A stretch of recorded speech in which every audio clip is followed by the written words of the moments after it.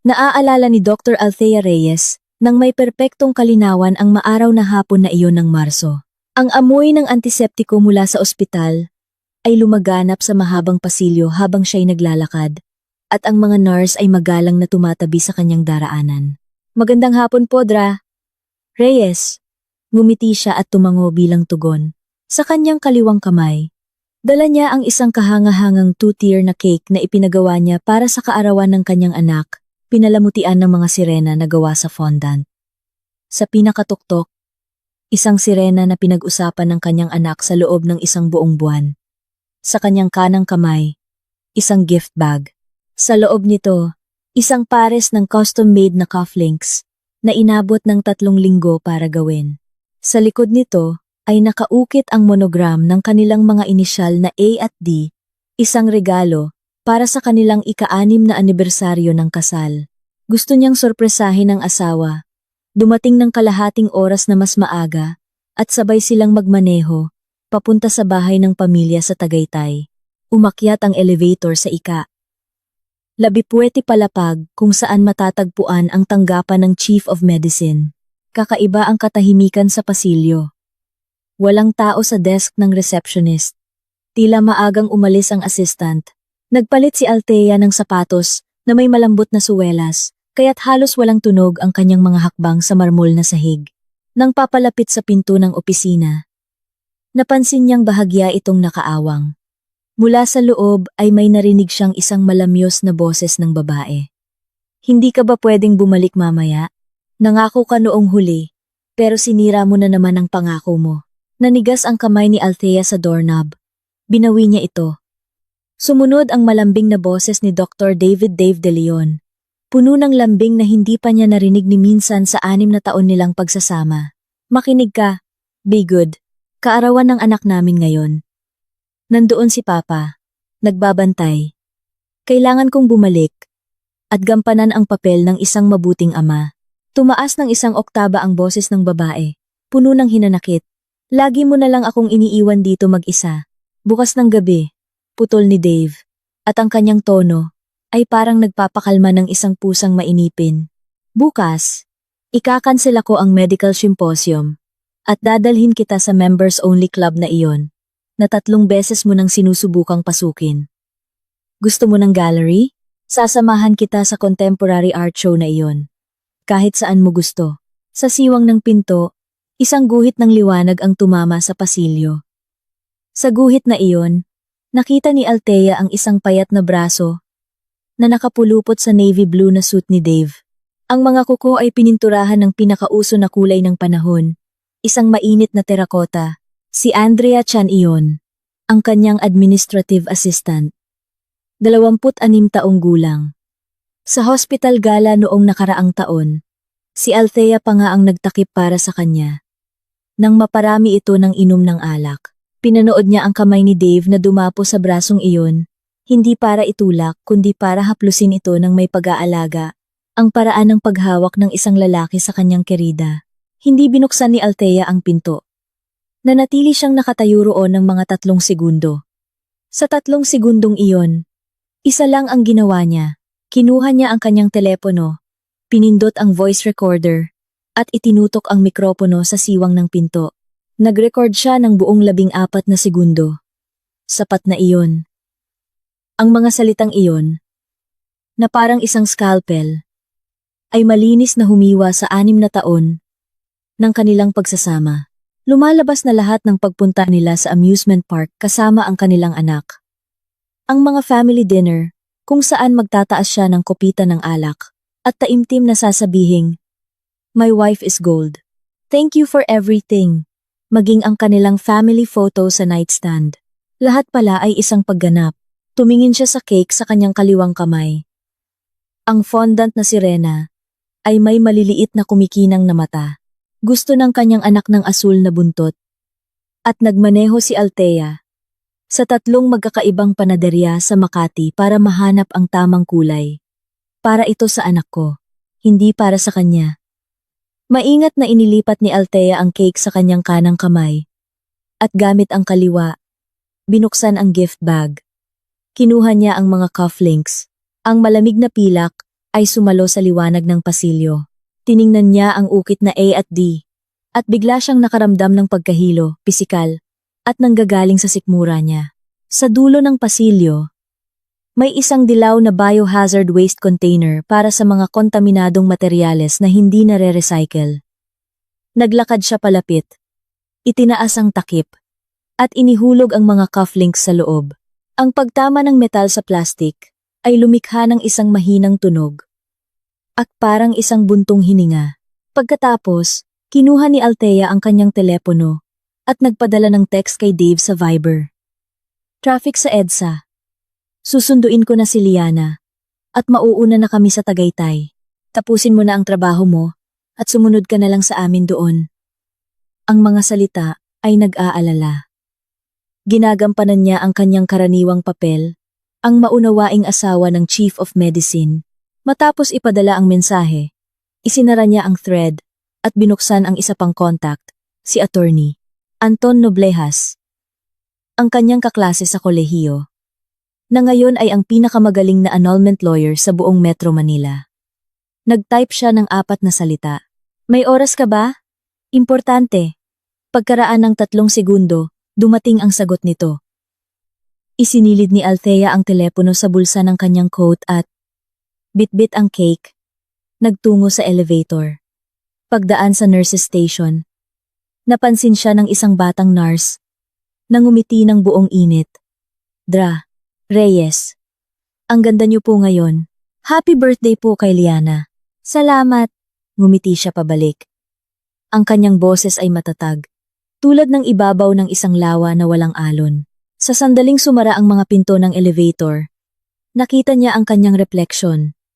Perpektong makeup, matingkad na pulang lipstick, walang ni isang hibla ng buhok, na wala sa lugar. Siya lang ang nakakaalam na sa loob ng bulsa ng kanyang coat, ang kanyang kamay ay nakakuyom ng napakahigpit na ang kanyang mga kuko ay bumaon na sa kanyang palad, hindi dahil sa sakit, kundi sa lakas ng pagpipigil. At ang pinipigilan niya ay hindi kalungkutan. Ito ay isang nag-aalab, nakakapasong kalinawan. Sinasabi sa kanya ng kalinawang iyon, huwag kang gagawa ng eksena sa teritoryo niya. Huwag kang lalaban ayon sa kanyang mga patakaran sa isang laban. Natalo ka na sa simula pa lang. May mas mahahalaga kang dapat gawin. Halimbawa, bigyan ang iyong anak ng perpektong ika-5 kaarawan. Alamin kung gaano karami pang pagganap ang ginawa niya sa loob ng 6 na taon nang hindi mo nalalaman. At habang iniisip pa niyang wala kang alam, bawiin ang lahat ng sayo, isa-isa. Sa parking garage, nahanap ni Althea ang kanyang sasakyan at maingat na inilagay ang kahon ng cake sa passenger seat. Bahagyang tumagilid ang fondant na sirena sa loob. Maingat niya itong inayos. Gagawan ka ni Mama ng pinakamagandang party ngayon, sabi niya sa walang taong sasakyan, na parang nangangako sa kanyang anak, o marahil sa kanyang sarili. Pagkatapos ay pinaandar niya ang makina, ngunit hindi siya nagmaneho papuntang Tagaytay. Nagmaneho siya papuntang The Peninsula, Manila. Nagbook ng isang family suite, at hiniling sa concierge na palamutian ito ng ocean theme. Ang yaya, alinsunod sa kanyang mga utos, ay sinundo na si Liana mula sa bahay ng pamilya, sa dahilan na may sorpresang naghihintay si Mommy. Nang buksan ni Dave De Leon ang pinto ng bahay sa Tagaytay, nagliliwanag ang sala. Ang buong pamilya niya ay nakaupo sa paligid ng mahabang hapagkainan. Ngunit sa tabi ng kanyang upuan sa kabisera, ang mga silya para sa kanyang asawa at anak ay walang laman. Wala ring mga karagdagang kubyertos na para bang hindi sila inaasahan. Nasaan si Althea? Ibinaba ng kanyang ama, si Don Ricardo De Leon, ang kanyang tasa ng kape. Ang pagkadismaya ay nakaukit sa mga linya ng kanyang mukha. Nanigas si Dave sa loob ng 3 segundo. Agad niyang kinuha ang kanyang telepono. Nandoon ang Viber message ni Althea. Ngunit ipinapakita ng read receipts na nanahimik na ito. Tinawagan niya ang numero nito. The person you are calling is unavailable. Tinawagan niya ulit. Unavailable. Tatatawagan ko siya. Bahagyang nanginginig ang kanyang boses. Lumabas siya sa pasilyo. Sa ikatlong tawag, nagsimula ng manginig ang kanyang mga kamay. Hindi dahil sa takot, kundi sa isang di maipaliwanag na lamig na gumagapang mula sa kanyang gulugod. Hindi kailanman pinapatay ni Althea ang kanyang telepono. Sa 6 na taon ng pagsasama, ang telepono niya ay laging available kahit 3:00 ng madaling araw. Pagkatapos mismo ng operasyon, palagi siyang sumasagot. At ngayon, ang taong laging nariyan ay bigla na lang naglaho. Ito ay 1,000 beses na mas malala kaysa sa anumang pag-aaway. Naalala niya ang mensahe nito, kalahating oras na ang nakalipas. Traffic sa EDSA. Susunduin ko na si Liana at mauuna na kami. Ngunit wala rin si Liana dito. Naka-off din ang telepono ng yaya. Sa loob ng bulsa ng jacket ni Dave ay may isang velvet box mula sa Tiffany Co. Plano niyang ibigay ito kay Althea ngayong gabi. Sa harap ng lahat isang kinakailangang eksena sa script ng Mabuting Asawa. Ngunit hindi sumipot ang aktres. Nakatayo siya sa pasilyo ng kanyang mga magulang. Suot ang kanyang made-to-measure na suit na nagkakahalaga ng 200,000 piso. Hawak ang isang teleponong nanahimik at bigla siyang gininaw ng husto sa parehong sandali. Sa family suite sa The Peninsula, nakaupo si Liana sa kandungan ni Althea. Hawak ang isang piraso ng cake na may fondant na sirena sa ibabaw. Ang kanyang mukha ay puno ng buttercream frosting. Mami, asul po ang buntot niya. Oo. Niyakap ni Althea ang kanyang anak. Ang kanyang boses ay malambot na parang bulak. Ang kulay ng malalim na dagat. Darating po ba si Daddy? Natigilan sandali ang kamay ni Althea. Yumuko siya at hinalikan ang tuktok ng ulo ni Liana. Sobrang abala si Daddy sa trabaho ngayong gabi. Bukas na natin siya makikita, okay? Okay po. Mabilis na nawalan ng interes si Liana at kumuha ng bagong laruan. Sa edad na 5, hindi pa alam ng mga bata kung ano ang kasinungalingan. Pinanood ni Althea ang profile ng kanyang anak. Ang isang kapat nito ay nagtataglay ng mga katangian ni Dave. Bigla niyang naalala ang mga salitang, gampanan ang papel ng isang mabuting ama. Isang panibagong alon ng pagduduwal. Ang umakyat sa kanyang sikmura. Tumayo siya at nagpunta sa banyo. Binuksan ang malamig na tubig at pinadaan ang kanyang mga pulso sa agos. Ang babae sa salamin ay tumingin pabalik sa kanya. Bahagyang namumula ang mga mata. Walang ni isang luha. Wag na wag kang iiyak, sabi ni Althea sa kanyang refleksyon. Kapag umiyak ka, talo ka. Hindi sa kanya, kundi sa sarili mo. Pinunasan niya ang kanyang mga kamay at kinuha ang kanyang telepono para mag-record ng voice memo para kay Anton. Ang kanyang boses ay patag, na para bang nagbabasa ng isang ulat sa laboratorio. Anton. May kalaguyo si Dave, ang assistant niya. Si Andrea Chan. May audio recording ako. Kailangan kong gawin mo ang 3 bagay. Una, itrace ang paggalaw ng pondo sa kanyang mga account. Pangalawa, tulungan mo akong ayusin ang patent status ng Proviral 1. Ihanda ang lahat ng dokumento para sa annulment proceedings. Mas maaga, mas mabuti. Matapos itong ipadala, nagdagdag siya ng text. S. Wag mo muna siyang gulatin. Hindi pa niya alam na alam ko. Agad na tumugon si Anton ng isang thumbs up emoji. Pagkatapos ay idinagdag, Althea, nakakatakot ang iyong kahinahunan. Pero iyan mismo ang tama. Sa mga annulment na ganito, ang mahalaga ay hindi ang bilis ng pagsabog, kundi kung gaano karaming baraha ang naitago mo bago ito magsimula. Binasa ni Althea ang mensahe at nilock ang kanyang telepono. Bumalik siya sa silid. Tulog na si Liana. Yakap-yakap ang isang stuffed na sirena. May bahid ng frosting sa gilid ng kanyang bibig. Pinunasan ito ni Althea, itinaas ang kumot, at naupo sa tabi niya ng matagal. Tahimik ang silid. Sa labas ng floor-to-ceiling na mga bintana, kumikinang ang gabi ng Maynila, isang lungsod na hindi namamatay ang mga ilaw. Habang nakasandal sa headboard, sinimulan ni Althea na mental na ikatalogo ang kanyang mga baraha. Ang unang baraha, Proviral 1, ang pangunahing targeted anti-tumor drug ng kanilang medical group na nasa phase 3 clinical trials na. Ang pagbuo ng gamot na ito, mula simula hanggang matapos, ay isinagawa sa ilalim ng kanyang direksyon, at ang susi sa molecular formula ay kanyang personal na tagumpay.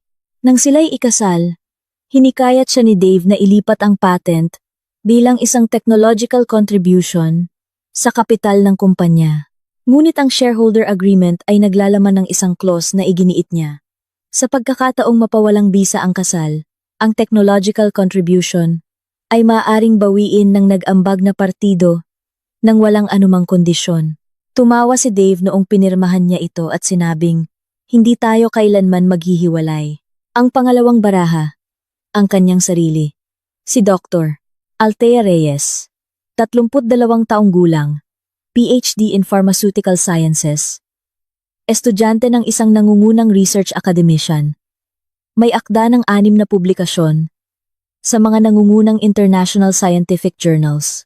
Ang kanilang medical group, ang De Leon Medical, ay lumago mula sa isang regional practice tungo sa isang publicly traded corporation, hindi dahil sa mukha ng Chief of Medicine sa brochure, kundi dahil sa mga formula na nasa kanyang mga kamay.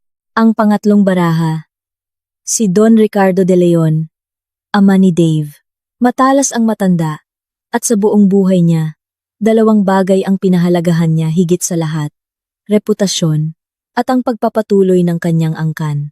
Si Liana ang kanyang kaisa-isang apo, ang ilaw ng kanyang mundo. Kung mawawala kay Dave ang kanyang asawa at anak, para sa ama, iyon ay isang mortal na kasalanan. Sapat na kaya ang mga barahang ito? Ipinikit ni Althea ang kanyang mga mata. Sapat na. Ngunit hindi siya nagmamadali. Naalala niya ang mga salita ng kanyang dissertation advisor. Ang pinakamapanganib na bagay sa anumang eksperimento ay ang paggawa ng conclusion bago ka makakolekta ng sapat na datos. Kaya, maghihintay siya. Maghihintay habang patuloy siyang gumaganap. Maghihintay habang gumagawa siya ng mas maraming pagkakamali. Maghihintay hanggang sa mabarahan niya ang bawat labasan. At saka lamang niya tatanggalin ang maskara sa kanyang sarili. Nang gabing iyon, tinawagan ni Dave si Althea ng 23 beses mula alas 9 ng gabi hanggang 1:00 ng madaling araw. Bawat tawag ay hindi sinasagot. Nagmaneho pa siya papunta sa bahay ng mga magulang nito sa isang subdivision sa Quezon City. Sinabi ng ama nito na wala roon si Althea. "May nangyari ba? Nag-away ba kayo?" "Hindi po." "Hindi po." Gumawa si Dave ng perpektong ngiti. "Namatay lang siguro ang phone niya. Hahanapin ko pa siya." Pagbalik sa kanyang sasakyan, niluwagan niya ang kanyang kurbata at sinuntok ang manibela. Ang eksena sa opisina ay paulit-ulit na tumatakbo sa kanyang isipan. Si Andrea, na nakakapit sa kanya, naisara ba niya nang maayos ang pinto noong sinabi niya ang lahat ng iyon? Sa tingin niya ay oo. Naalala niyang pinaalis niya nang maaga ang receptionist. Kaya bakit nawala si Althea? Nagkataon lang? Imposible. Tinanggihan niya ang pinakamasamang posibilidad. Hindi ganoon si Althea. Malambing siya, masunurin, lubos na nakatuon sa pamilya, at sa lab. Kahit na minsan ay ginagabi ako, nag-iinit lang siya ng hapunan, at naghihintay, hindi nagtatanong. Hindi niya maaaring malaman ang anuman. Sa ganitong pagpapakalma sa sarili, lumipas ang isang gabing walang tulog si Dave.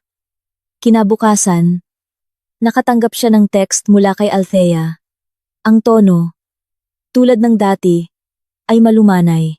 Biglang gustong mag-overnight ni Liana sa isang hotel na may ocean theme kahapon. Biglaan lang ang desisyon ko. Namatay ang phone ko at nag-off. Nakita ko lahat ng missed calls mo. Pasensya na. Sayang hindi tayo nakahabol sa hapunan kasama ang mga magulang mo. Tumawag na ako kay Papa at humingi ng paumanhin. Tinitigan ni Dave ang mensaheng ito sa loob ng 3 minuto. Bawat salita ay normal. Ang tono ay normal. Ang bantas ay normal. Ngunit mayroong mali, parang isang perpektong makinis na pader. Sobrang kinis na walang mahawakan, na nagpaparamdam dito ng hinala. Mabilis niyang pinigilan ang kanyang kaba, dahil ilang sandali pa, nagpadala si Althea ng isang larawan. Si Liana na naka-mermaid costume, nag-peace sign sa camera. Sa background, ang ocean-themed na wallpaper ng hotel room. Wala sa shot ang mukha ni Althea. Sumagot si Dave ng isang heart emoji at nag-type, "Babe, you're the best. Susunduin ko kayo sa tanghalian." Ang sagot mula sa kabilang panig ay maikli, "Sige, sa hotel suite." Tinitigan ni Althea ang heart emoji sa message thread. Kumibot ang gilid ng kanyang mga labi. Hindi isang ngiti, kundi muscular inertia. Conditioned reflex. Nagpapakita siya ng pagmamahal. Tumutugon siya. Ang siklong ito ay paulit-ulit sa loob ng 6 na taon, hanggang sa naging bahagi na ito ng kanyang pagkatao. Ngunit simula ngayon, masisira na ang siklo. Isinara niya ang Viber at binuksan ang isa pang app, isang naka-encrypt na cloud folder. Sa loob nito ay ang 14 na segundong recording kahapon at ang listahan ng mga dokumento na binuo niya sa buong gabi. Isang imbentaryo ng kanilang mga pinagsamang ari-arian. Ang shareholder capital structure, mga nascan na kopya ng mga titulo ng ari-arian, at isang request para sa bank statements ni Dave sa loob ng 3 taon. Saan ba magaling ang mga taong nagtatrabaho sa pananaliksik? Pagkolekta ng datos, pagbuo ng mga modelo, pagdating sa mga mapanirang konklusyon. Ibinaba ni Althea ang kanyang telepono at tumingin sa bintana. Ang umaga sa Maynila ay kulay abo at maliwanag. Bigla niyang naalala kung bakit hindi niya binuksan ang pintong iyon noong nakaraang gabi. Hindi dahil sa karuwagan, hindi dahil sa pagkabigla, at tiyak na hindi dahil mahal pa niya ito at ayaw siyang saktan, kundi dahil naunawaan niya nang may matalas na kalinawan na sa sandaling buksan niya ang pintong iyon. Mawawala sa kanya ang lahat ng inisyatiba. Magsisimula siyang humingi ng tawad, mag-aliw, magtanghal ng isang pagganap. Gamitin ang kanyang buong arsenal ng crisis management. Dahil siya ang chief of medicine, ang emperador na gumugol ng 6 na taon sa pagganap sa papel ng mabuting asawa. At kung siya'y umiyak, sumigaw, nagwala, siya sana ang naging hysterical na asawa. Ang paksa ng tsismis sa kanyang pamilya, ang dahilan na hahanapin niya para paalisin siya sa bahay nang walang ni isang kusing. Hindi niya lalaruin ang larong iyon. Gagawa siya ng bagong laro. Isang laro na hindi kailanman makikita ni Dave De Leon. Isang maingat na idinisenyong eksperimento na binuo ng buo sa kanyang mga patakaran. Paksa ng eksperimento, Dave De Leon. Layunin ng eksperimento, bawiin ang lahat ng ninakaw niya sa kanya. Tagal ng eksperimento. Hindi pa natutukoy. Punto ng pagtatapos. Ang araw ng kanyang ganap na pagbagsak, hinawi ni Althea ang mga kurtina. Pumasok ang sikat ng araw sa silid. Bumaha sa kanyang figura. Huminga siya ng malalim at nagpunta sa banyo. Oras na para mag-makeup. Darating si Dave sa tanghali. Kailangan niyang magmukhang tulad ng dati. Perpekto. Sino ang nagsabing siya lang ang marunong umarte? Ginagampanan lamang niya ang isang huling malambing na paalam. Bago ang huling pagbaba ng telon, sa sumunod na 3 araw, ang buhay ni Althea ay tila hindi nagbago. Dumating siya sa lab sa tamang oras. Sinundo si Liana mula sa preschool sa tamang oras. Inihanda ang hapunan sa tamang oras. Pagdating ni Dave, inabot niya ang kanyang mga tsinelas at ang paborito niyang steamed salmon ay naghihintay sa mesa. Tinanong pa niya kung dapat ba siyang magbaon para sa susunod na araw. Lahat ay tulad ng dati. Perpekto, tulad ng isang Swiss watch. Ngunit sa mga lugar na hindi niya nakikita, nagsimula nang umikot ang mga engranahe sa kabilang direksyon. Dumating ang mga resulta ng investigasyon ni Anton sa 3 gabi sa isang naka-encrypt na email. Paksa. Isang salita lang. Tingnan, nilock ni Althea ang pinto ng kanyang opisina at binuksan ang kanyang laptop. Sa nakalipas na 2 taon, sa ilalim ng pagkukunwaring mga scientific grant, naglipat siya ng kabuuang 9 milyong piso sa isang account na pag-aari ni Andrea Chan. Iba-iba ang dahilan. Academic stipends, travel expenses, article editing fees. Bawat paglipat ay may kalakip na pekeng resibo. Bukod dito, Isang kondo sa isang mamahaling development sa Rockwell ay nakarehistro sa pangalan ni Andrea. Ang down payment ay nagmula sa personal line of credit ni Dave. Matagal na tinitigan ni Althea ang address, The Meridian, Rockwell Center. Kilala niya ang gusaling iyon. Noong nakaraang taon, nang iminungkahi niyang bumili sila ng mas malaking apartment doon. Sinabi ni Dave na hindi maganda ang kalidad ng hangin sa bahaging iyon ng lungsod at hindi ito magandang investment. Lumalabas na hindi naman pala masama ang investment. Para lang pala sa iba. Dahan-dahan niyang isinara ang laptop at sumandal sa kanyang upuan. Mula sa likod ng pinto ng opisina ay narinig ang boses ni Dave. Althea, tapos na akong maligo. Bukas pa ang ilaw mo. Ginagawa mo ba ang article mo? Oo, malapit na. Ang kanyang boses ay dumaan sa pinto. Malambot, kalmado. Matulog ka na ng maaga. Lumayo ang kanyang mga yapak. Nanatili si Althea sa dilim. Nang hindi binubuksan muli ang ilaw. Ang kanyang mga kamay ay nakapatong sa kanyang mga tuhod. Malamig ang mga dulo ng daliri. 9 milyong piso at isang kondo na binili gamit ang kanilang pinagsamang kita. Sa ilalim ng batas, iyon ay bumubuo ng dissipation of marital assets. Kung mapupunta ito sa family court para sa pagpapawalang bisa, maaari niyang hilingin ang buong kabayaran at gamitin ito bilang batayan upang humingi ng mas malaking bahagi ng settlement. Ngunit hindi iyon ang pinakamasama. Ang pinakamasama ay ito. Kung ang mga pondo na ipinadaan bilang mga scientific grant ay matuklasang ginamit para sa personal na layunin, hindi na ito isang civil matter. Ito ay magiging embezzlement, isang criminal charge. Hindi ngumiti si Althea. Hindi siya umiyak. Nanatili lamang siyang nakaupo sa dilim. Nang matagal, pagkatapos ay nagpadala siya ng sagot kay Anton. Patuloy mong imbestigahan. Huwag kang tumigil. Kailangan ko lahat ng datos bago ko masimulan ang huling eksperimento. Ang pangalawang ulat mula kay Anton ay dumating 1 linggo pagkatapos, hindi sa email. Personal siyang dumating. Nakipagkita siya kay Althea sa isang private members club sa BGC. Sa isang silid na walang kamera, kung saan kahit ang mga server ay hindi pinapayagang pumasok.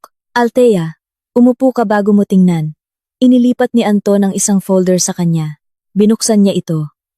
Sa loob ay isang tumpok ng bank statements na 3 beses na mas makapal kaysa sa huli at ilang mga larawan.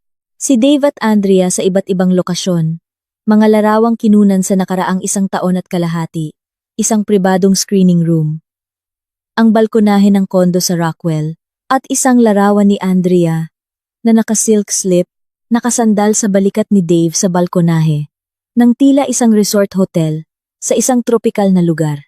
Noong Agosto, sinabi niyang lilipad siya papuntang Singapore para sa isang medical conference, sabi ni Althea. Ang kanyang boses ay patag, na parang nagbabasa ng mga data point.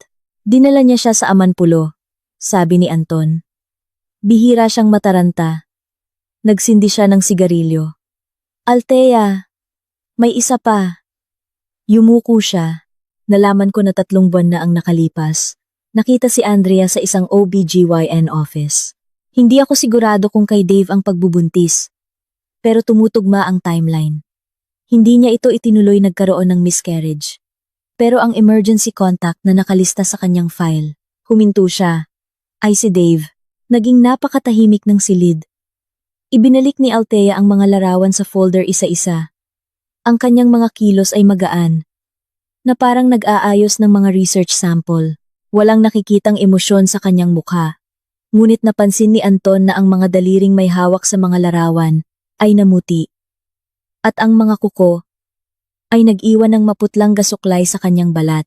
Okay ka lang? Mahinang tanong niya. May iniisip ako. Simula ni Althea. Ang kanyang boses ay kapansine-pansing matatag.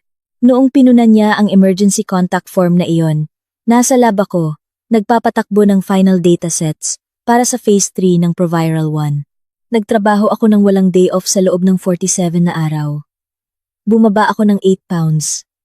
Inutusan pa niya ang aming kasambahay na gawan ako ng sabaw ng manok at dalhin sa lab. Sabi niya, Babe, pinapagod mo masyado ang sarili mo. Alagaan mo ang sarili mo. Nagbigay siya ng isang maikli at malamig na tawa. Nakaramdam si Anton ng pangingilabot sa kanyang gulugod. Nakikita mo kung gaano siya kagaling na aktor, sabi ni Althea. Napakagaling. Na halos naniwala akong nagpakasal ako sa isang tao at hindi sa isang ekspertong ginawang papet. Pinatay ni Anton ang kanyang sigarilyo at yumuko. So, anong gagawin mo? Handa na ang lahat ng materyales. Pwede na nating i-file ang petisyon anumang oras. Umiling si Althea. Hindi sapat iyon. Ano?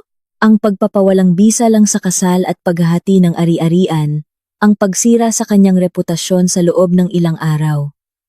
Hindi sapat iyon. Itinaas niya ang kanyang mga mata. Sila'y napakadilim at napakakalmado. Tulad ng lalim ng karagatan kung saan hindi umaabot ang liwanag. Itinayo niya ang isang buong public company sa patent ko. Ipinagparada niya ang mga tagumpay ko sa harap ng scientific community. Pinaniwala niya isa lang akong may bahay na kailangang alagaan habang sa loob ng 1 taon at kalahati. Sinusuportahan niya ang ibang babae sa likod ko. Hindi iyon mababayaran ng salitang sorry. Kung gayon, anong gusto mo? Gusto kong mahulog siya mula sa pinakamataas na punto. Ang kanyang boses ay tahimik na parang isang bulong. At gusto kong itulak niya ang kanyang sarili mula sa gilid. Gamit ang sarili niyang mga kamay. Tiningnan siya ni Anton ng 5 segundo.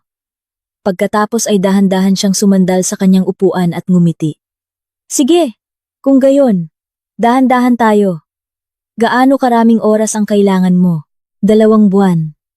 Sabi ni Althea. Ang Phase 3 results para sa Proviral 1 ay magiging handa sa susunod na buwan. Sa loob ng 2 buwan, ang ika-30 anibersaryo ng De Leon Medical. Gusto kong itanghal ang kanyang finale sa event na iyon.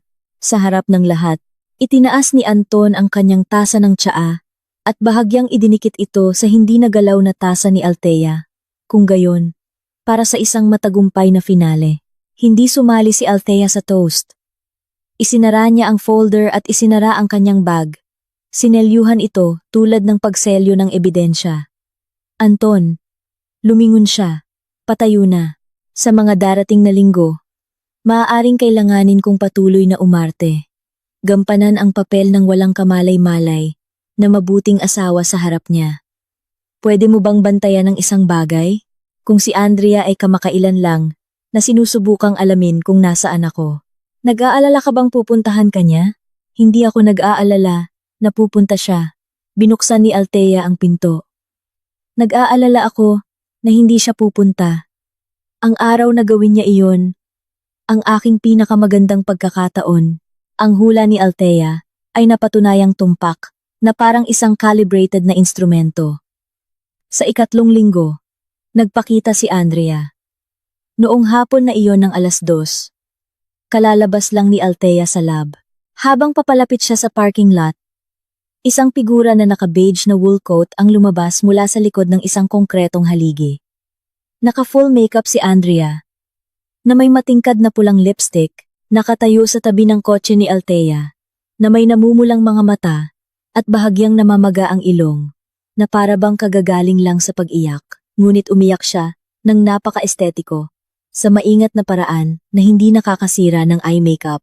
Dra, Reyes, tawag ni Andrea. Ang kanyang boses ay manipis at nanginginig. Huminto si Althea at tiningnan siya. Ang kanyang ekspresyon ay kalmado. Hindi nagulat, hindi galit, na para bang nakakita ng isang estranghero sa kalye. Andrea, isang bahagyang pagkunot ng noo. Anong ginagawa mo dito? Kinagat ni Andrea ang kanyang labi at tumingin sa ibaba. Ang kilos na ito ay malinaw, na maraming beses niyang inensayo. Itagilid ng bahagya ang ulo. Ilantad ang mahinang linya ng leeg. Pukawin ang instinct ng kabilang tao na protektahan. Dra, Reyes, alam kong hindi ako dapat pumunta. Pero sobrang sama ng loob ko. Nanginginig ang kanyang boses. Yung sa amin ni Dr. De Leon. Hindi ko naman gustong makipag-away sa iyo. Mahal na mahal ko lang talaga siya. Hindi ko mapigilan ang sarili ko. Mahal na mahal ko lang talaga siya. Hindi ko mapigilan ang sarili ko. Isinalin ito ni Althea sa isip niya. Kinakama ko ang asawa mo. Pero pakiusap, huwag kang magalit dahil pag-ibig ito. Halos gusto na niyang matawa. At ano ang pinunta mo dito para sabihin sa akin? Ang tono ni Althea ay hindi mainit o malamig. Ang parehong tono na gagamitin niya sa pagtatanong sa isang lab intern tungkol sa mga resulta ng araw. May gusto akong hilingin sa iyo. Tumingala si Andrea. Nangingilid ang mga luha. Pakiusap. Pakawalan mo na siya. Sobrang nahihirapan siya sa bahay. Masyado kang demanding sa kanya. Pakiramdam niya, hindi siya makahinga. Hindi ko sinusubukang kunin ang pwesto mo. Gusto ko lang na nandyan. Para sa kanya. Kapag pagod na siya, pinakinggan ni Althea ang talumpating ito. Pagkatapos ay nanahimik siya ng 3 segundo. At pagkatapos, isang malumanay na ngiti ang lumitaw sa kanyang mukha, sinusukat at magalang. Ang uri na nagpapahiwatig ng sobrang pinag-aralan para bumaba sa antas ng iba. Andrea, ilang taon ka na? 26 po. 26. Tumango si Althea. Noong 26 ako, nasa lab ako. Nagpapatakbo ng primary screening sa low molecular weight targeted compounds. Nagtrabaho ako ng 16 oras sa isang araw, sa loob ng 3 taon nang walang bakasyon. Noong taon na iyon, nag-publish ako ng 2 papel at nag-triple ang stock ng kumpanya. Huminto siya. Pinapanood ang mukha ng babae na manigas. At ano ang ginagawa mo? Sa edad na 26, ang tanong ay hindi matalas.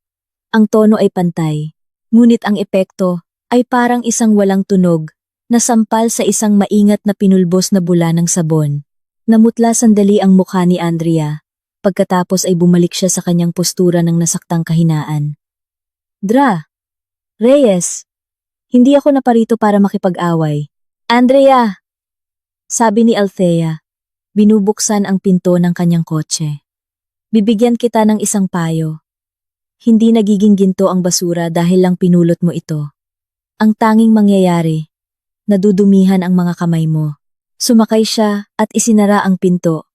Sa pamamagitan ng salamin, pinanood niya si Andrea. Nakatayo sa lugar, ang mukha ay isang malalim na namumulang pula. Gumagalaw ang kanyang mga labi. Ngunit walang tunog na lumalabas. Ang maingat na pinananatiling maskara ng trahedyang bida ay nabasag na naglantad ng isang manipis. Pangit na layer ng galit sa ilalim. Pinaandar ni Althea ang makina at umalis sa lote. Sa rearview mirror, isang huling sulyap kay Andrea na nakayuko. Galit na nagtatype ng isang bagay sa kanyang telepono nagrereklamo. Halos tiyak. Kay Dave. Siyempre, hayaan mo siya, naisip ni Althea. Sabihin mo sa kanya na ang kanyang kaawa-awang munting sinta ay nasaktan ng kanyang banal na asawa. Hayaan mo siyang maawa sa iyo. Hayaan mo siyang maramdaman na may utang siya sa iyo. Hayaan mo siyang tumakbo ng mas malayo at mas malalim sa maling direksyon. Napakalalim na hindi na niya mahanap ang daan pabalik. Iyon ang tinatawag na paglalagay ng pain. At totoo nga, noong gabing iyon, si Dave ay kakaibang mapag-asikaso. Umuwi siya ng 2 oras na mas maaga. Dala ang isang bag ng mga paboritong pastry ni Althea. Pagpasok, sinadya niyang palambutin ang kanyang ekspresyon. Ibinaba ang kanyang boses ng kalahating nota. Althea, pagod ka ba ngayon? Medyo maputla ka. Nasa hapagkainan siya. Sinusuri ang mga guhit ni Liana. Tumingala siya at bahagyang ngumiti. Okay lang ako. Bakit ang aga mo umuwi? Namiss kita. Inilapag ni Dave ang mga pastry sa mesa at inilabas mula sa likuran niya ang isang bouquet ng puting lisianthus. Nadaanan ko ang isang flower shop. Para sa iyo ito. Kinuha ni Althea ang mga bulaklak at idinikit sa kanyang mukha. Malamig ang mga talulot. Galing mismo sa ref. Salamat. Sabi niya na may perpektong kalibradong tono ng pagkagulat at kasiyahan. Mama, ang ganda po. Binigyan ni Daddy si Mama ng bulaklak. Pumalakpak si Liana. Lumuhod si Dave at niyakap ang kanilang anak. Hinalikan ang pisngi nito. At may nakuha rin si Daddy para sa iyo. Isang bagong puzzle. Isang prinsesang sirena.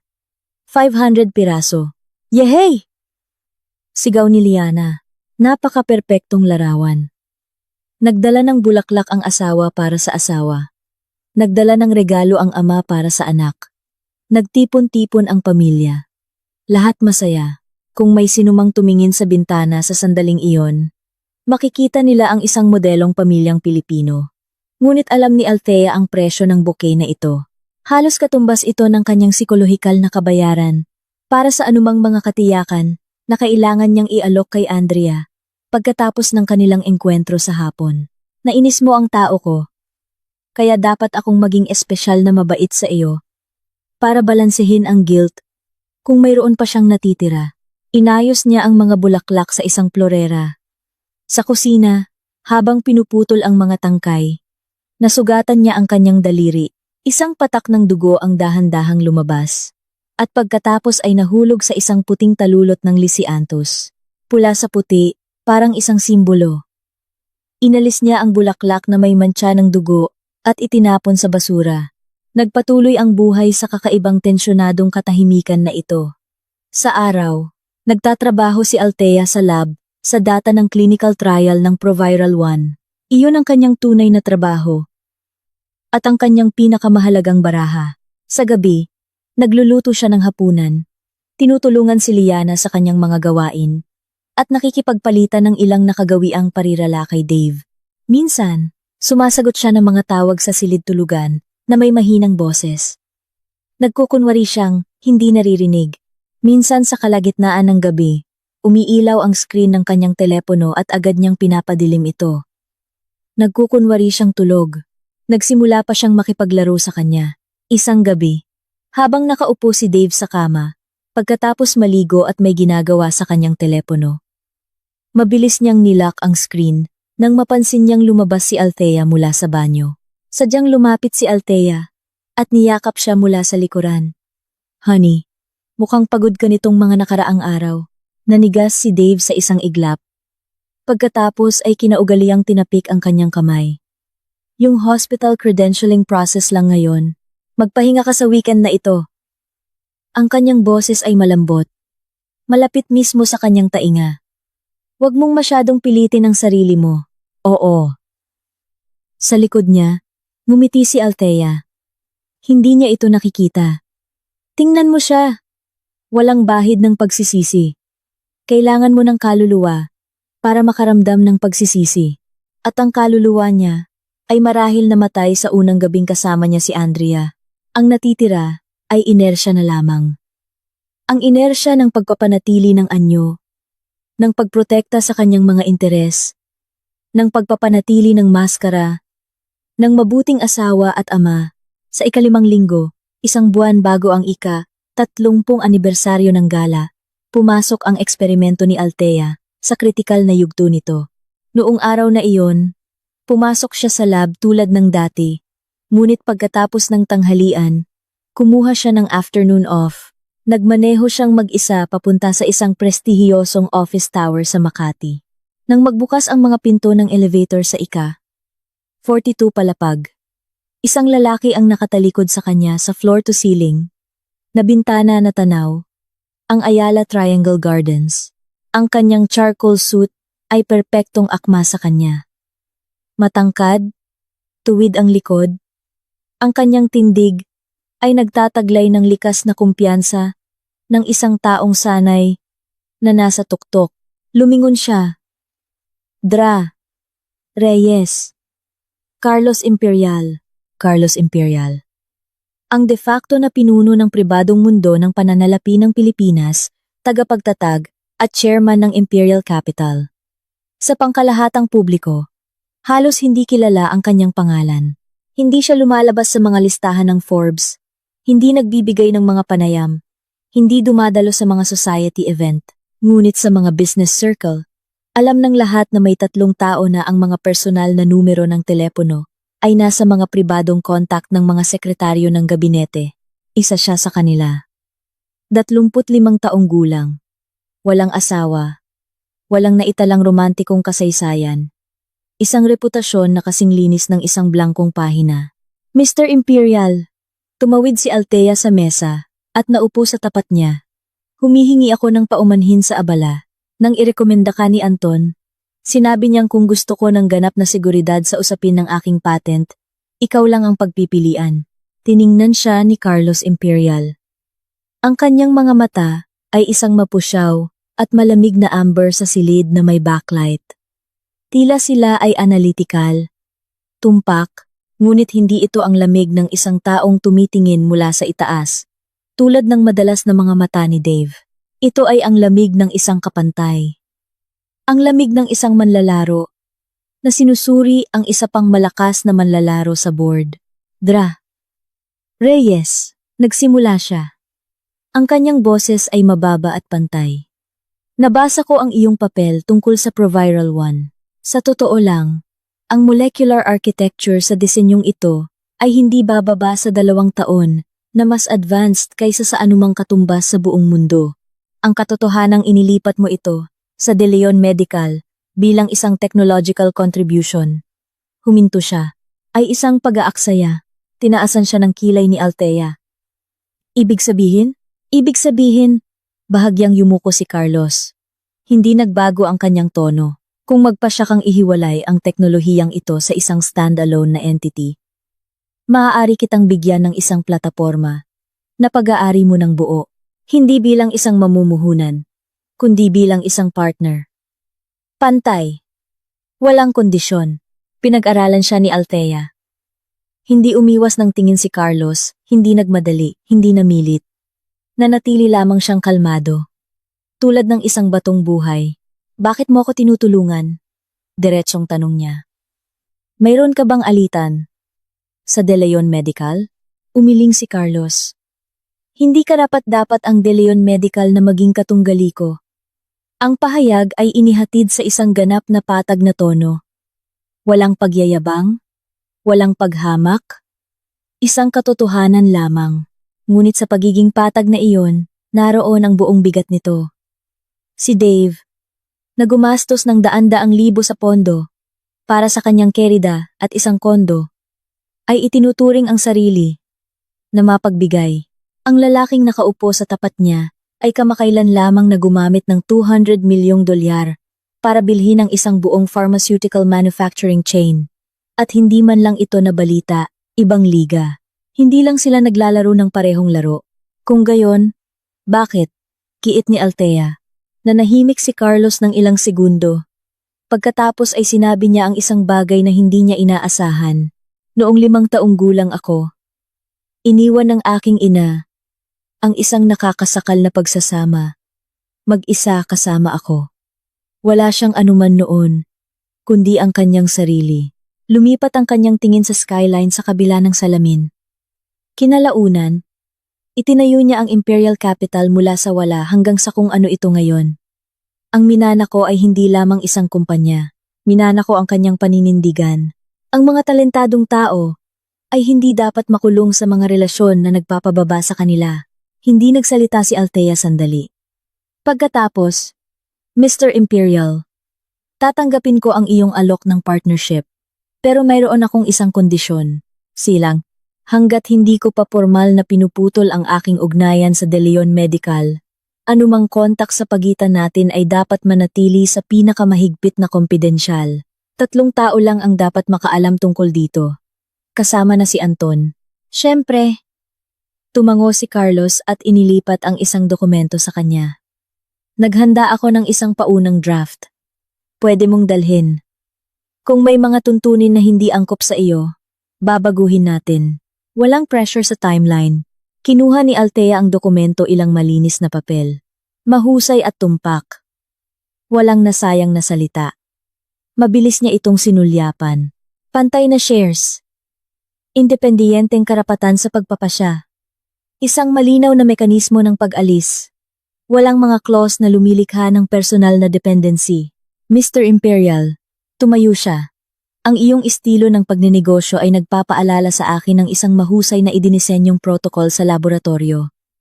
Tumpak, malinis, walang labis na mga variable. Bahagyang kumurbada ang isang sulok ng bibig ni Carlos. Marahil iyon na ang pinakamalapit sa isang ngiti na karaniwan niyang ginagawa. Dra. Reyes. Tumayo siya para ihatid siya sa elevator. Masyadong maliit ang iniisip ng pamilyang De Leon para sa iyong mga ambisyon. Nagbukas ang mga pinto ng elevator. Pumasok si Althea at humarap sa kanya. Habang dahan-dahang nagsasara ang mga pinto, sinabi niya, "Hindi ito ambisyon. Restitution ito." Sumara ang mga pinto. Habang nakasandal sa dingding ng elevator, isinuksok ni Althea ang folder sa kanyang bag. Ang kanyang puso ay bahagyang mas mabilis ang tibok kaysa karaniwan, hindi dahil kay Carlos Imperial. Bagaman kailangan niyang aminin na nagtataglay ito ng mga objektibong bihirang katangian na kayang magpabilis ng anumang tibok ng puso, kundi dahil simula ngayon, ang kanyang plano ay mayroon ng isang bagay na hindi pa nito kailanman nagkaroon. Isang backup na ruta, ganap na ligtas, ganap na independyente kay Dave, ganap na sa kanya. Sa rutang ito, hindi na siya isang inabandonang asawa. Siya na ang pumili na umalis. Ang distansya sa pagitan ng dalawang bagay na iyon ay sapat na malawak para baligtarin ang buong board. Nasa bahay na siya pagsapit ng gabi. Tumakbo si Liana mula sa sala at sumalampak sa mga braso ni Althea. "Mami, Mami!" Sabi ni Daddy, "Pupunta tayo sa Enchanted Kingdom ngayong weekend." "Totoo po ba?" Binuhat ni Althea ang kanyang anak at tiningnan si Dave na nakaupo sa sopa na nag-i-scroll sa kanyang telepono. Tumingala ito at binigyan siya ng kanyang perpektong ngiti. "Nangako ako kay Liana. Sasama ka rin, di ba?" Buong pamilya. Buong pamilya. Isinalin ito ni Althea sa isip niya. Pinipilit ako ni Don Ricardo kamakailan na ayusin ang mga bagay sa bahay. Kaya kailangan kong magtanghal ng isang pampublikong family event. I-check ang kahon. Eksakto tulad ng sa opisina noong mga buwan na nakalipas. Gampanan ang papel ng mabuting ama. Sige. Ngumiti siya pabalik. Ibinababa si Liana. Kung gayon, magsisimula na akong maghapunan. Pumunta siya sa kusina at isinuot ang kanyang apron. Tinakpan ng tunog ng umaagos na tubig ang lahat. Sa ilalim ng takip na iyon, kinuha niya ang kanyang telepono at nagpadala ng mensahe kay Anton. Pagkatapos ay binura niya ang thread, pinatay ang telepono, at kinuha ang kutsilyo para linisin ang hipon. Ang mga kilos ay tumpak at sanay. Isang hiwa, at ang likod ng bawat hipon ay nabuksan sa isang malinis, perpektong linya. Ang madilim na ugat ay inalis at napunta sa basura. Malinis na walang nalalabi eksakto kung ano ang kanyang ginagawa. Ang pagpunta sa Enchanted Kingdom sa katapusan ng linggo ay nangyari tulad ng pinlano. Nakasakay si Liana sa mga balikat ni Dave. Masaya na parang isang humuhuning ibon. Maraming kinuhang litrato si Dave at ipinost sa Instagram na may caption, "Perfect weekend with my girls." Tumayo si Althea sa tabi niya at pinanood siyang hawakan ang telepono. Mukha siyang isang perpektong nakalibrate na PR machine. Bawat anggulo ng kanyang ngiti, bawat pag-frame ng larawan, bawat salita ng caption lahat, ay kinakalkula. Hindi siya gumugugol ng oras, kasama ang kanyang pamilya. Gumagawa siya ng content. Content tungkol sa mabuting asawa, sa mabuting ama. Ang content na iyon ay makakakuha ng baha ng mga like at mga humahangang komento. Sasabihin ng mga kasamahan, napakabuting pamilya ni Dr. De Leon. Sasabihin ng mga kamag-anak, napakaswerte ni Althea. At ang babaeng nakatira sa kondo sa Rockwell ay makikita ang mga larawan, makakaramdam ng selos, iiyak, tatawagan siya na may mga tanong. At muli siyang pakakalmahin. Pagganap lang lahat iyon, parehong babae ang kanyang manunood. Parehong pumapalakpak sa kanyang pag-arte. At siya ay nakatayo sa gitna nito. Nagagalak sa pakiramdam ng ganap na kontrol. Naupo si Althea sa isang bangko malapit sa carousel. Pinainit ng araw ang kanyang mukha. Hinawakan niya ang recorder sa kanyang bulsa. Tumatakbo ito, kanina, habang nakasakay sa carousel kasama si Liana. Sumagot si Dave ng tawag. Ipinapalagay na hindi maririnig ni Althea dahil sa malakas na musika. Narinig niya siyang nagsabi sa telepono, "Sweetheart." Maghintay ka lang ng isang araw pa. Gagawa ako ng dahilan para makapunta ngayong gabi. Nakuha ng recorder ang lahat. Minarkahan ni Althea ang file na ito bilang sample tin-I-97 at idinagdag sa kanyang naka-encrypt na folder. 70 na sample, bawat ebidensya sa sarili niyang boses. Bawat isa ay nagpapatunay ng parehong bagay. Ang pag-ibig ng lalaking ito ay isang conveyor belt product, mass production sa iba't ibang packaging, para sa iba't ibang manonood, para sa asawa, responsibilidad, para sa kerida, pagnanasa, para sa ama, tungkulin, para sa publiko, imahe, walang isa man sa kanila ang totoo. O sa halip, lahat sila ay parehong hungkag. Sumandal si Althea sa bangko at tumingin sa malayo. Paikot-ikot si Liana sa carousel. Ang tawa ng kanyang anak ay tumagos sa musika at sa ingay ng mga tao maliwanag at malinaw na parang salamin na tinamaan. Sa isang sandali, namasa ang mga mata ni Althea. Hindi dahil kay Dave, kundi dahil sa mga taon na naniwala siya sa kaligayahang ito. Dahil kay Liana, na walang alam, na akala ang aktor ay ang pinakamabuting daddy sa mundo. Dahil sa araw na kailangan niyang sabihin sa kanyang anak na hindi na magkasama sina mommy at daddy. Mahirap ang araw na iyon, pero hindi ngayon. Ngayon, kailangan niyang patuloy na ngumiti, patuloy na umarte, at kapag tapos na ang pagtatanghal, kokolektahin niya ang lahat ng tiket para sa kanyang sarili. Nang gabing iyon, pagkatapos ng Enchanted Kingdom, si Dave, tulad ng inaasahan, ay nakahanap ng dahilan para umalis. Isang kagyat na pulong sa ospital. Tungkol sa isang bagong proyekto, pinanood ni Althea ang kanyang sasakyan na papalayo hanggang sa mawala ang mga ilaw sa likuran nito sa kanto. Pagkatapos ay isinara niya ang mga kurtina at naupo sa kanyang computer sa home office. Binuksan niya ang isang naka-encrypt na channel kasama si Carlos Imperial at nagpadala ng mensahe. Ang Phase 3 clinical trial data para sa Proviral 1 ay magiging handa sa susunod na linggo. Kailangan kong linawin ang isang bagay. Kung babawiin ko ang lisensya ng patent bago ang gala, magkano ang magiging epekto sa De Leon Medical? Ang sagot ni Carlos ay dumating sa loob ng 3 minuto, sa kanyang karaniwang tono na walang emosyon. Malamig at tumpak. Dahil sa kasalukuyang bahagi ng Proviral 1 sa inaasahang kita ng De Leon Medical, kung babawiin mo ang lisensya, at malalaman ito sa gala, magti-trigger ang circuit breaker ng PSE sa parehong araw. Sa loob ng 3 araw, ang market capitalization ay babagsak ng higit sa 20 bilyong piso, 20 bilyon. Tinitigan ni Althea ang numerong iyon. Iyon ang kanyang halaga. Ang halaga ng isang babae na inakala ng kanyang asawa na kaya niyang pamahalaan sa pamamagitan lamang ng pagganap sa papel ng isang mabuting ama. Dahan-dahan niyang ni-type ang kanyang sagot. Hindi ko kailangan na bumagsak lang sila. Kailangan kong itulak ni Dave ang sarili niya mula sa bangin, gamit ang sarili niyang mga kamay.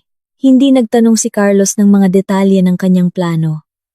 Sumagot lamang siya ng 2 salita. Naiintindihan. Pagkatapos ay idinagdag. Reyes. Kung ang aking pagkakasangkot o tulong ay magiging kapakipakinabang sa anumang punto sa prosesong ito, mangyaring makipag-ugnayan anumang oras, nang walang mga preconditions. Pinakatitigan ni Althea ang mga salitang iyon sa loob ng ilang segundo.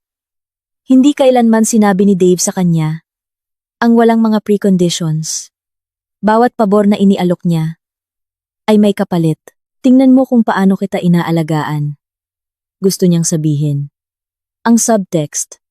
Kaya, dapat kang makinig sa akin. Kaya, dapat kang magpasalamat.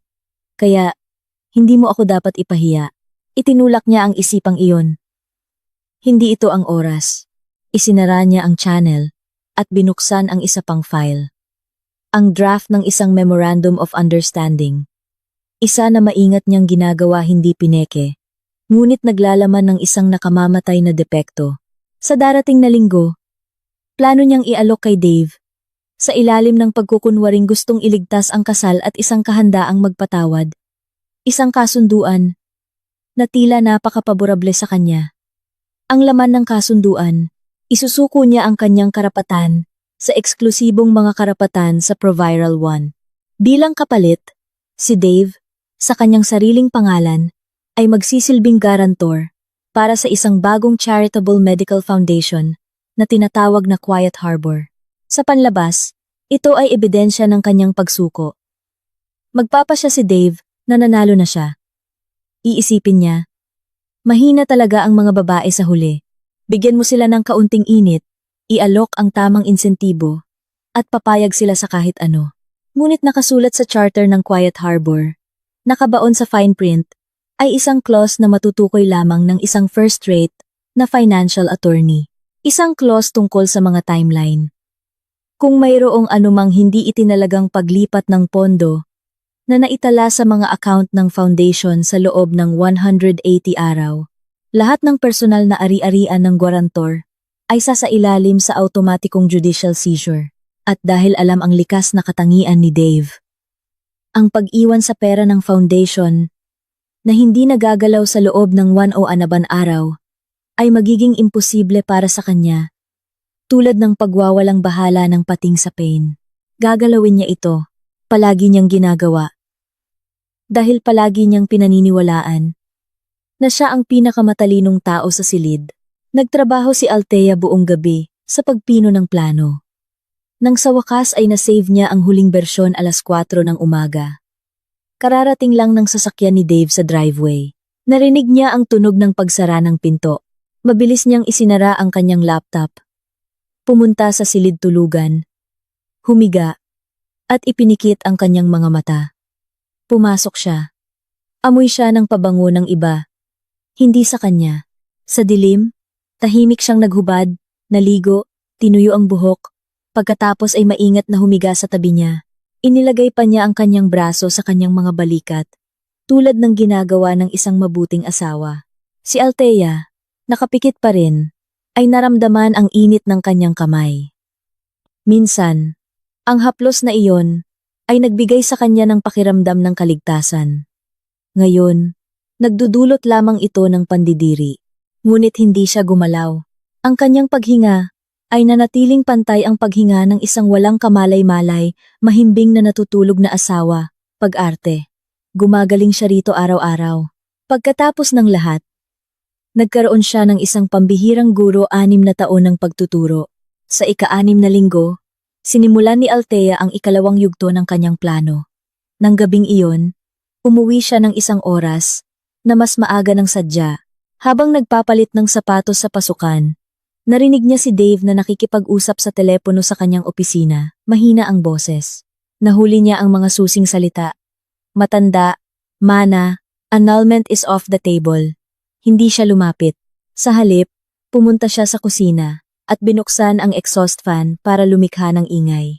Nang matapos ang tawag ni Dave at lumabas, natagpuan niya siyang nakatalikod sa kalan, naghahalo ng broccoli sa isang kawali. Nasa bahay ka na? Oo. Umalis ako sa lab ng medyo maaga ngayon. Hindi siya lumingon. Tawagin mo si Liana para maghugas ng kamay. Malapit nang maluto ang hapunan. Tumango si Dave at umakyat. Sa ilang segundong iyon, mabilis na ni-record ni Althea ang diwa ng kanyang tawag sa isang note sa kanyang telepono.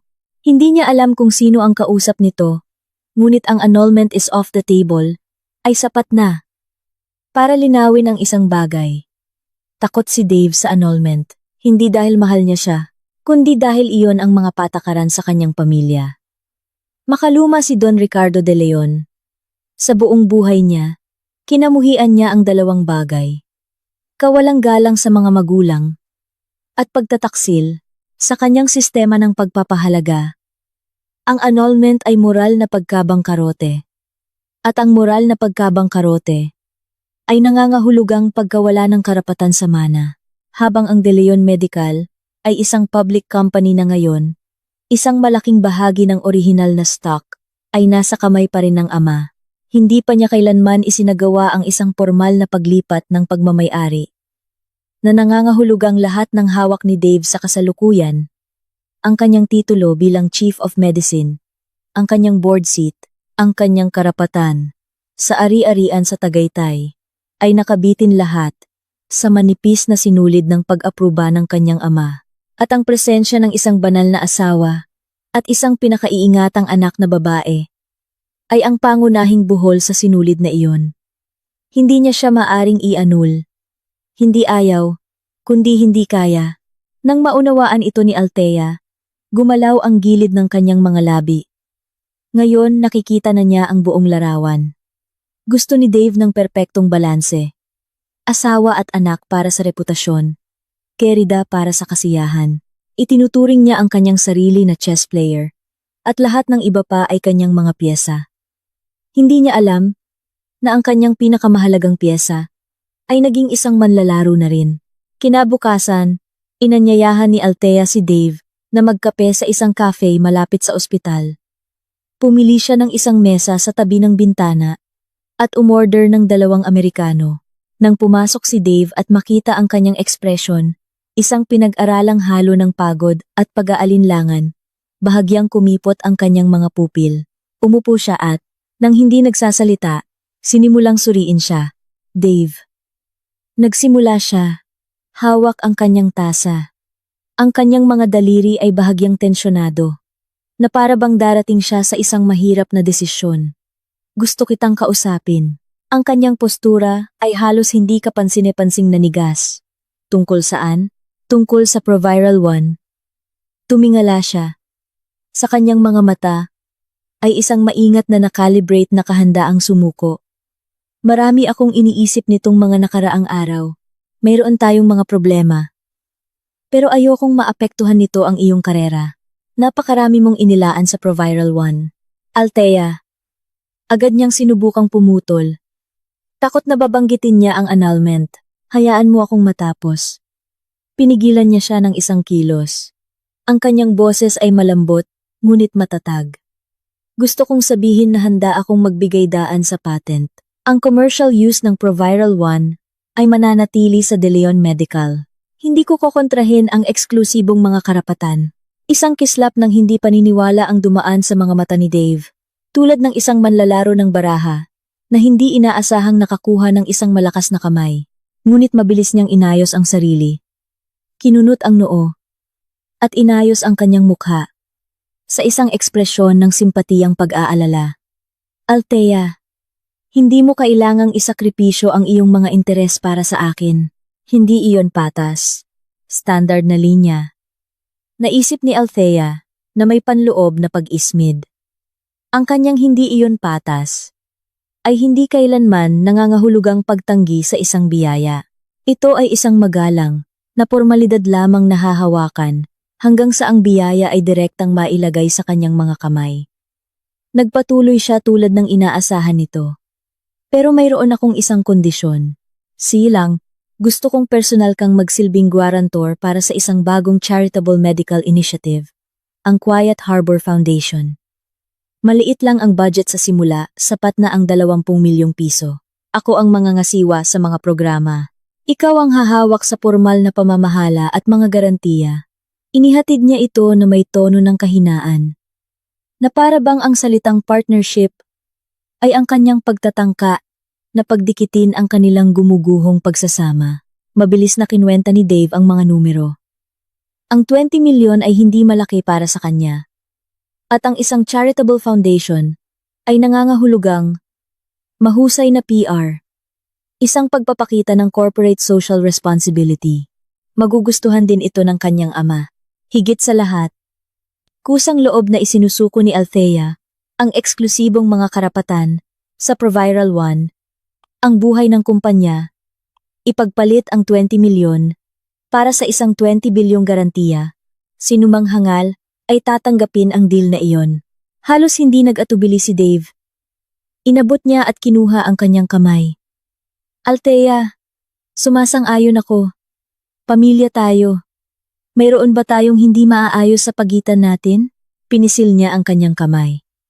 Automatikong hinaplos ang likod nito. Tulad ng lagi niyang ginagawa. Minsan, ang kilos na iyon ay naramdamang mainit. Ngayon, naaalala niya ang parehong mga daliring iyon sa leeg ni Andrea. Kung gayon, ipapagawa ko kay Anton ang kasunduan, sabi ni Althea. Maari mo itong ipasuri sa iyong mga abogado.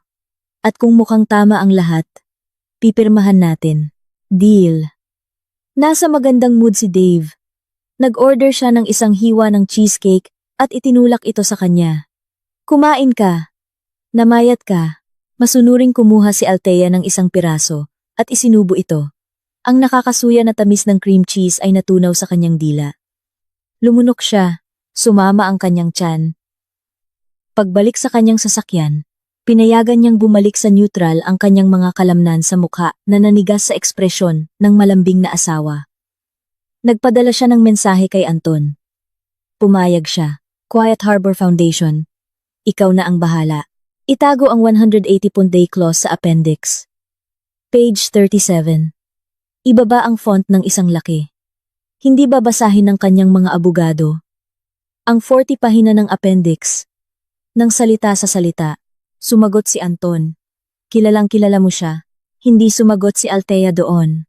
Ang pinakamahusay na paraan upang makilala ang isang tao ay ang manirahan kasama niya sa loob ng 6 na taon. At pagkatapos, isang araw, matuklasan na lahat ng alam mo ay kung ano ang pinili niyang ipakita sa iyo. Ang itinatago niya ay ang kanyang tunay na mukha. Ngayon, siya naman ang magtatago. At dito, mas magaling siya. Ang kasunduan ay handa na sa loob ng 1 linggo. 43 na pahina. Siksik na legal na teksto. Mabilis na sinuri ng mga abogado ni Dave ang pangkalahatang istruktura. Kinumpirma na ang pangunahing probisyon, ang pagtalikod ng nagsasakdal sa mga karapatan. Sa eksklusibong mga karapatan, sa Proviral 1, ay naroroon, at pinayuhan si Dave na pumirma. Ang pagpirma ay naganap sa opisina ni Dave. Tumayo si Althea sa tabi niya, at pinanood siyang ilagda ang kanyang pangalan sa papel. Ang dulo ng kanyang fountain pen ay nagtrace ng kanyang pangalan sa makinis at tiyak na mga letra. David De Leon. Tapos na. Ibinaba niya ang pluma, at tiningnan siya na may ngiti. Mas gumaan na ba ang pakiramdam mo? Oo. Tumango si Althea, at maingat na inilagay ang kasunduan sa kanyang portfolio. Hindi niya alam na kapipirma lang niya hindi lamang sa isang kasunduan ng garantor ng isang charitable foundation. Pinirmahan niya ang simula ng isang countdown. 180 araw. Simula ngayon, ang Quiet Harbor Foundation ay mabilis na na-incorporate. Itinalaga ni Dave ang kanyang CFO para hawakan ang pang-araw-araw na operasyon. Siya mismo ay paminsan-minsan lang nagche-check. Formal na pinangasiwaan ni Althea ang mga charitable programming. Ngunit sa tuwing nagla-login siya sa sistema upang i-verify ang data, naghahanda siya para sa huling audit. Sa 7 linggo, 3 linggo bago ang gala, ang kawalan ng tunay na Althea ay nagsimulang tahimik na magrehistro sa buhay ni Dave. Sa una, hindi niya ito napansin dahil nasa bahay pa rin siya. Nagluluto, naghahatid, at sumusundo kay Liana. Sinasamahan siya sa mga event. Ngunit may isang bagay na nawawala ng napakabagal. Halos hindi kapansin-pansin. Halimbawa, ang kanyang mga barong Tagalog ay hindi na napaplantsa ng perpekto. Pinaplantsa ito ng kasambahay. Ngunit maikukumpara ba iyon? Alam ni Althea na ang kanyang mga dekalidad na barong ay kailangan ng kwelyo na kalahating sentimetro, na mas mataas o tatama ito sa kanyang baba. Hindi iyon alam ng kasambahay. Halimbawa, walang nag-aayos ng mga research paper sa kanyang opisina. Bago ang bawat lingguhang department conference, ipiprint ni Althea ang lahat ng kaugnay na papel sa paksa, aayusin sa kanyang mesa, at iha-highlight ang mga mahahalagang bahagi. Ngayon, isang tasa lamang ng maligamgam na tubig ang nasa mesa. Halimbawa, walang nag-aayos ng iskidul ng gamot sa presyo ng dugo ng kanyang ama sa real time. Dati, inaayos ni Althea ang mga dosage tuwing 2 linggo, batay sa mga resulta ng lab ni Don Ricardo. Ngayon, pinaparefill na lang niya ang mga standard na reseta. Walang mali, ngunit wala ring katumpakan. Masyadong maliit ang mga pagbabagong ito. Napakaliit na sa simula. Naramdaman lang ni Dave na mayroong hindi tama kamakailan nang hindi matukoy kung ano. Hanggang isang gabi, mag-isa siya sa kanyang study, na nagtatrabaho hanggang gabi. Nagtimpla ng isang sachet ng instant na kape, mapait at hindi masarap. At biglang naalala, dati, tuwing nagpupuyat siya, dinadalhan siya ni Althea ng isang tasa ng herbal tea, isang recipe na siya mismo ang bumuo. Ang konsentrasyon ay sapat para manatili siyang alerto nang hindi nagkakaroon ng insomnia pagkatapos. Matagal na niyang hindi nakikita ang tsaang iyon. Kinuha niya ang kanyang telepono at nag-scroll sa kanyang mga mensahe kay Althea. Sa nakalipas na buwan, napakakaunti nito, at lahat ay purong functional. Gumuhit si Liana sa school ngayon, Sabado, 3 p.m. Dance recital ni Liana. Ipinadala ko na ang lab results ni Papa sa family group chat. Walang miss you, umuwi ka na. Walang hindi inaasahang gising ka pa ba? Sa kalagitnaan ng gabi. Kailan ito nagsimula? Matagal na nag-isip si Dave, ngunit hindi niya matukoy ang eksaktong sandali. Tulad ng isang palaka sa tubig, na dahan-dahang umiinit. Hindi siya biglang umalis. Unti-unti siyang umaatras. Mula sa kanyang buhay. Patak-patak. Napakabagal na hindi niya naramdaman ang pagbabago ng temperatura. Wala siyang oras para mag-isip ng malalim tungkol dito. Dahil si Andrea ay lalong naging demanding. Nalaman ng babaeng ito ang tungkol sa kanyang pakikipagkita sa cafe kay Althea. At nag-eskandalo. Sinasabing sinusubukan niyang panatilihing masaya silang dalawa, na hindi siya tapat. Umiyak siya. Humingi ng mga pangako. Anong mga pangako? Na, isang pangako na mag-anul? Imposible iyon. Patuloy siyang bumibili ng paraan para makalusot sa sitwasyon. Isang handbag, isang pulseras, hapunan sa isang Michelin-starred na restaurant. Bawat handog ng kapayapaan ay may gastos. Bawat gastos ay umuubos ng kanyang pasensya. Nagsimula na siyang makaramdam ng pagod. Isang pagod na hindi niya inaasahan. Hinihila siya sa dalawang direksyon. Sa isang banda, isang asawa na hindi na nagbibigay ng anumang init, na ginagawa pa rin ang lahat, ngunit walang ni isang hibla, na sobra tulad ng isang tumpak na gumaganang makina, na naka-off ang emotional module. Walang mapupuna, ngunit ramdam ang kanyang lamig. Sa kabilang banda, isang kerida na walang sapat, na patuloy na humihingi ng mas maraming bagay, mas maraming oras, mas maraming pangako, isang black hole, na patuloy na lumalaki. Naupo si Dave sa kanyang study sa harap ng kakilakilabot na tasa ng instant na kape. Sa likod niya, ang mga walang lamang bookshelf. Isang di maipaliwanag na takot ang bumalot sa kanya. Hindi ang takot na may alam si Althea. Sigurado siyang perpekto niyang pinamamahalaan ang mga bagay-bagay. Kundi isang mas malabo, mas malalim na takot. Ngunit ang isang bagay na ito ay napakatahimik na hindi niya mailarawan kung ano ito. Tulad ng paggising sa gabi upang mahanap na malamig ang kabilang panig ng kama. Ngunit mayroon pa ring impresyon sa unan. Wala na ang tao. Ngunit hindi pa kumukupas ang init. Iyon ay mas nakakatakot kaysa sa anumang pag-aaway. Dahil kahit paano, ang pag-aaway ay nangangahulugang nagmamalasakit pa rin ang tao, ngunit ang katahimikan ay nangangahulugang simula ng isang paalam. Itinuring ito ni Dave bilang stress sa trabaho. Inubos ang kanyang mapait na kape, pinatay ang ilaw, at umakyat.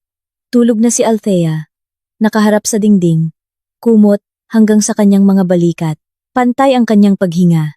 Tumayo siya sa dilim sandali, pagkatapos ay tahimik na humiga. Hindi niya alam na bukas ang kanyang mga mata. Nakatingin siya sa dingding. Sa malabong pattern ng wallpaper, ang kanyang telepono ay nakataob sa ilalim ng kanyang unan. Dito, ang huling mensahe mula kay Anton, 3 kahina-hinalang disbursement mula sa mga account ng Quiet Harbor na naitala mula noong nakaraang linggo. Hindi natukoy ang destinasyon. Pinagsamang kabuuan, humigit kumulang 4.8 milyong piso. Ipinroseso sa pamamagitan ng iyong CFO, 4.8 milyon. Nagsimula siya sa 2 linggo, mas mabilis kaysa sa inaasahan niya. Tahimik na ngumiti si Althea sa dilim. Umikot siya na para bang gumagalaw sa kanyang pagtulog. Si Dave sa likod niya ay tahimik na bumuntong hininga at inilagay ang kanyang braso sa kanyang baywang. Hindi siya umiwas dahil ang kamay na ito at ang lalaking ito ay hindi na magpapakita sa kanyang kama sa lalong madaling panahon. Sa ika-8 linggo, 2 linggo bago ang 30 anibersaryo ng gala, nakatanggap si Althea ng isang anonymous na email. Ang sender address ay isang string ng mga random na character, ngunit ang nilalaman ay nagpakunot sa kanyang noo. Ang email ay naglalaman ng isang screenshot. Ipinakita nito ang isang panloob na sulat mula kay Dave, kung saan ipinapanukala niyang magsagawa ng isang independiyenteng audit sa naipublish na pananaliksik ni Althea, na may kaugnayan sa ProViral 1. Sinusuri ito para sa pagiging kumpleto at integridad ng data. Plano niyang akusahan siya ng scientific misconduct. Nauna siyang umatake. Tinitigan ni Althea ang email na iyon sa loob ng 2 minuto. Matagal na niyang pinaghihinalaan na hindi mananatiling pasibo si Dave. Maaaring hindi pa niya nauunawaan na nagpapatakbo siya ng sarili niyang laro, ngunit itinutulak siya ng instinct tungo sa pagprotekta sa sarili at ang kanyang paraan ng proteksyon. Sirain ang kanyang reputasyon sa siyensya. Kung may pagdududa sa kanyang naipublish na data, magiging malabo ang pagmamay-ari ng patent ng ProViral 1. Kahit na kumilos siya upang bawiin ang kanyang technological contribution, mahihila siya sa maraming taon ng litigasyon. Dahil sa questionableng source data, ang galaw ay tunay na brutal. Kung hindi siya handa, ngunit handa siya, isinara ni Althea ang email at tumawag. Mr. Imperial, sabi niya, kailangan kong gamitin ang alok mo. Ang boses ni Carlos ay dumating pagkatapos ng 3 segundo. Tulad ng dati. Patag. Magsalita ka. Naghahanda si Dave ng isang alegasyon ng scientific misconduct laban sa akin. Kailangan ko ng isang independenteng third party na hindi konektado sa De Leon Medical upang magsagawa ng isang pampubliko, masusi, at transparent na audit ng aking naipublish na data bago siya makakilos. Ang resulta ay dapat na hindi mapag-aalinlanganan. Timeline. 1 linggo. 2 segundo ng katahimikan sa kabilang linya. Pagkatapos ay sinabi ni Carlos, 3 araw? Nagulat si Althea. 3 araw? Ang aking foundation, ang Imperial Medicine, ay may permanenteng autoridad na magsagawa ng mga independenteng pagsusuri sa datos ng siyensya. Ang direktor ng foundation ay isa sa mga peer reviewer para sa iyong pinaka-cited na artikulo. Nakita na niya ang iyong data at mas alam niya ang halaga nito kaysa kanino man. Sapat na. Ang 3 araw. Hinawakan ni Althea ang telepono. Ang kanyang palad ay biglang uminit. Hindi dahil sa pasasalamat. Hindi niya pinapayagan ang sarili niya sa karapatang iyon ngayon, kundi sa isang hindi pamilyar na pakiramdam. May tumutulong sa kanya, hindi dahil sa isang transaksyon, hindi para makakuha ng kontrol. Reyes, mahinang sabi ni Carlos sa kabilang linya. Huwag kang lumingon sa likod. Tumingin ka sa unahan. Natapos ang tawag, ibinaba ni Althea ang telepono at tumingin sa bintana. Ang langit ng Maynila ay dumidilim. Ang takip silim ay gumagalaw sa ibabaw ng lungsod.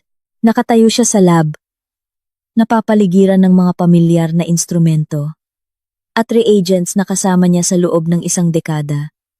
Mas matagal kaysa sa lalaking iyon. At mas tapat. 3 araw pagkatapos, nag-publish ang Imperial Medicine Foundation ng isang opisyal at nilagda ang ulat ng pagsusuri sa siyensya ng buong data analysis. Ang konklusyon ay 1 linya lamang. Ang experimental data sa 6 na pangunahing publikasyon ni Dra. A.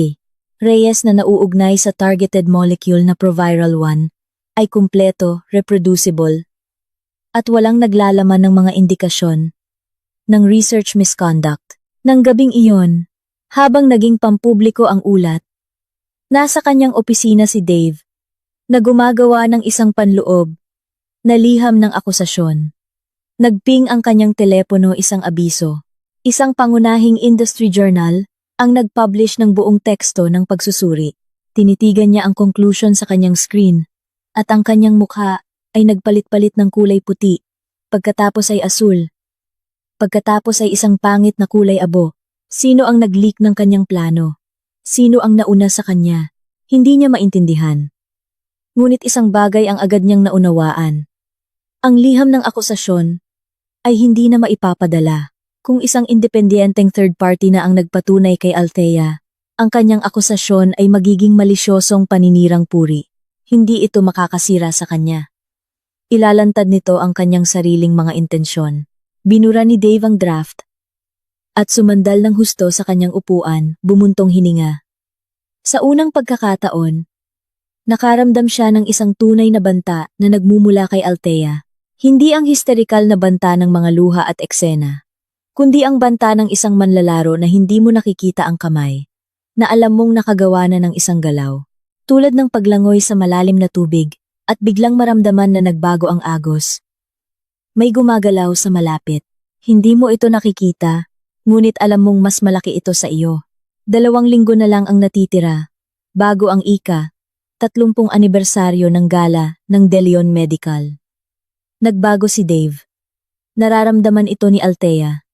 Hindi para sa mas mabuti, kundi mas marupok at mapaghinala.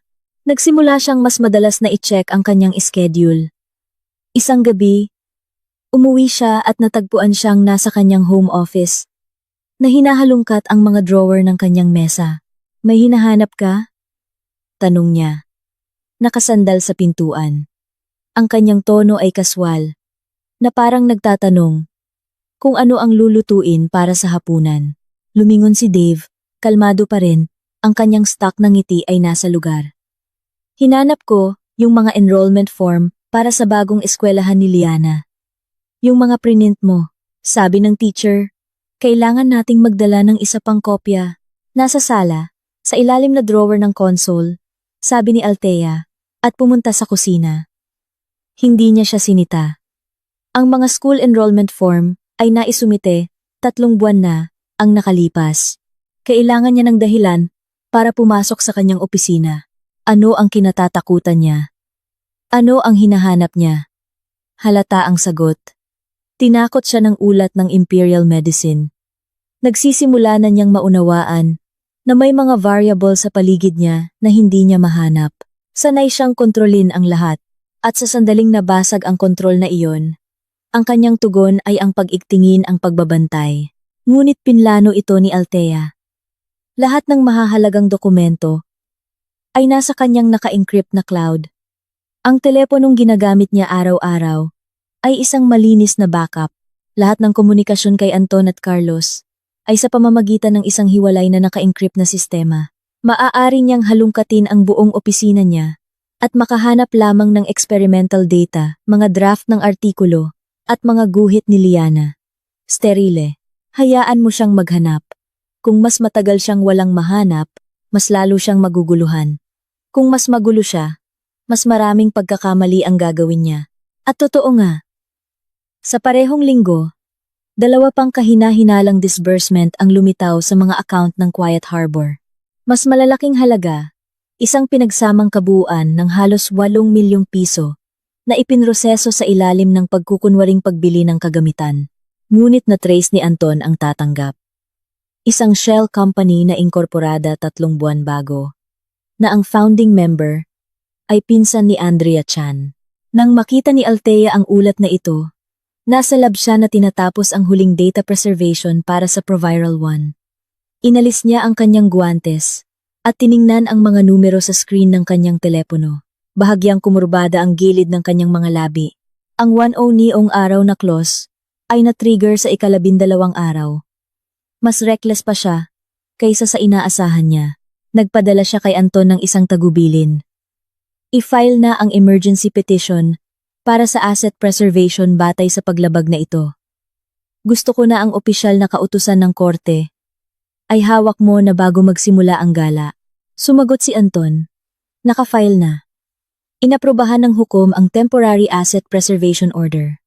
Hawak ko na ang mga dokumento. Pagkatapos, kay Carlos, kakailanganin ko ng upuan sa gala. Ang sagot ni Carlos ay isang pantig. Ayos. 10 araw bago ang gala, nakatanggap si Althea ng isang engraved na imbitasyon sa pamamagitan ng koryo. Makapal na cardstock, gintong embossed na letra. De Leon Medical 30th Anniversary Celebration and New